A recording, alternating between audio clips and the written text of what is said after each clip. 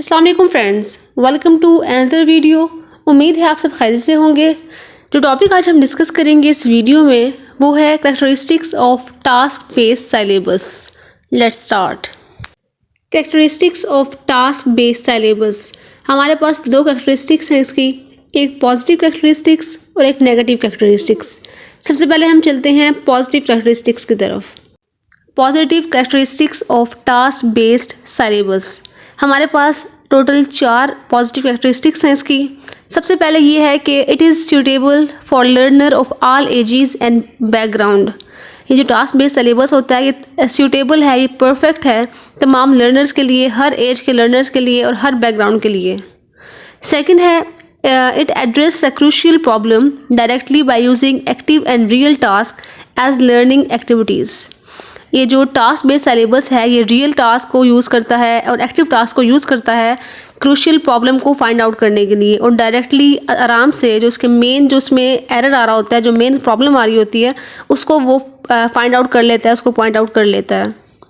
इसके बाद थर्ड है कि ability to perform the instructional task is equivalent to the ability to use the language, so functional ability should be a natural outcome of the instructional experience।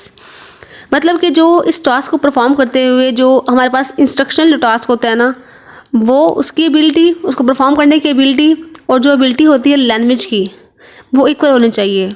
मतलब कि जो हमें instruct कर रहा है, जो टास्क हमें दिया गया है उसको परफॉर्म करने का जो हमारे पास पोटेंशियल है वो भी अच्छा होना चाहिए, और जो लैंग्वेज हम लोग यूज़ कर रहे हैं उस पर हमें अच्छी खासी ग्रिप होनी चाहिए। तो इससे होगा क्या, इससे जो हमारे पास फंक्शनल जो एबिलिटी है ना, उससे जो नेचुरल आउटकम आएंगे, जो रिजल्ट्स आएंगे वो अच्छे होंगे, क्योंकि हमारी जो लैंग्वेज है उस पर भी ग्रिप अच्छी है और उसको टास्क को परफॉर्म करने की एबिलिटी भी अच्छी है। तो इसका जो आउटकम होगा, जो कंक्लूजन होगा, जो रिजल्ट्स आएंगे वो बहुत ही अच्छे आएंगे।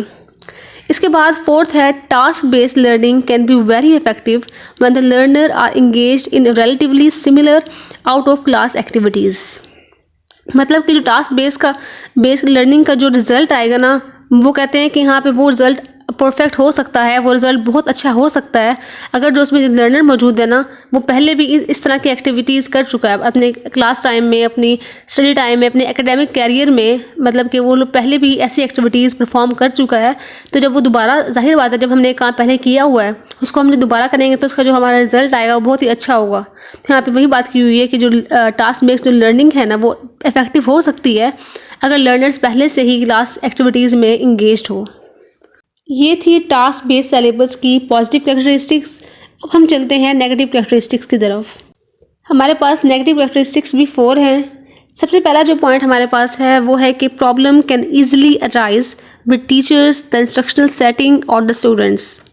एक तरह से ये एक पॉजिटिव एस्पेक्ट भी था कि हम लोग प्रॉब्लम को फाइंड आउट कर सकते हैं, एड्रेस कर सकते हैं आसानी से, लेकिन ये नेगेटिव भी है क्योंकि हम लोग सब कुछ करके बैठे होते हैं, अपना काम फाइनल आउट करके बैठे होते हैं, लेकिन जिसमें टीचर्स हैं, इवन के स्टूडेंट्स भी इसमें अपनी जो प्रॉब्लम्स हैं उसको फाइंड आउट आराम से कर सकते हैं। तो ये एक नेगेटिव एस्पेक्ट भी है।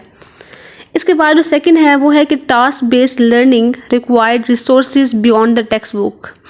अगर हम एक टास्क बेस्ड लर्निंग कर रहे हैं तो उसके लिए हम सिर्फ टेक्स्ट बुक्स पर रिलाई नहीं कर सकते, हमें और भी रिसोर्सेज चाहिए होते हैं इसको करने के लिए।